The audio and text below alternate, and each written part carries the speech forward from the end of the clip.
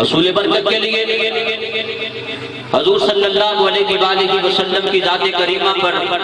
درود و سلام کے حوالے سے ایک روایت سماعت فرمائیں۔ بنی اسرائیل میں ایک شخص تھا جو ہر وقت فسق و فجور میں مبتلا رہتا، گناہوں میں مبتلا رہتا۔ اس کا انتقال ہو گیا، لوگوں نے اٹھایا اسے کوڑا کرکٹ کی جگہ پہ ڈال دیا، کوڑا کی جگہ پہ ڈال دیا۔ حضرت موسیٰ کلیم اللہ علی نبی جینا علیہ الصلوۃ والسلام کی طرف وحی نازل ہوئی، فرمایا ہمارے پیارے کلیم ہمارا ایک بندہ فوت ہو گیا ہے،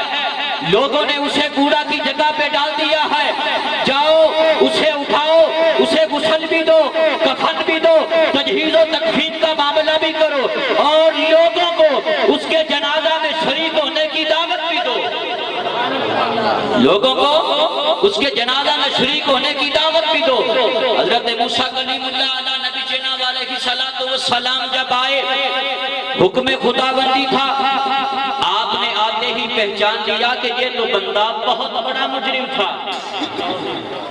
بہت بڑا مجرم تھا۔ چونکہ حکم خداوندی تھا، اطاعت خداوندی کرتے ہوئے اس کو غسل بھی دیا گیا، کفن بھی دیا گیا، نماز جنازہ بھی پڑھائی گئی۔ پھر موسیٰ کلیم اللہ علیہ نبی جینا علیہ الصلوۃ والسلام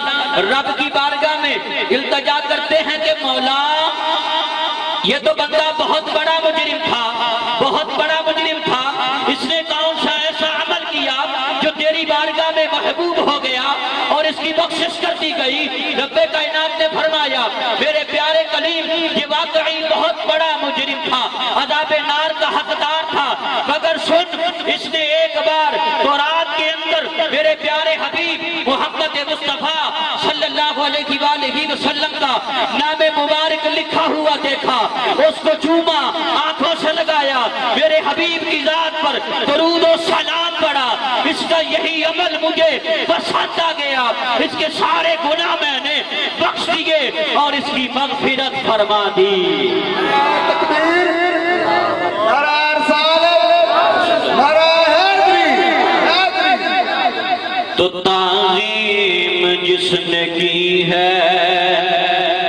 محمد کے نام کی،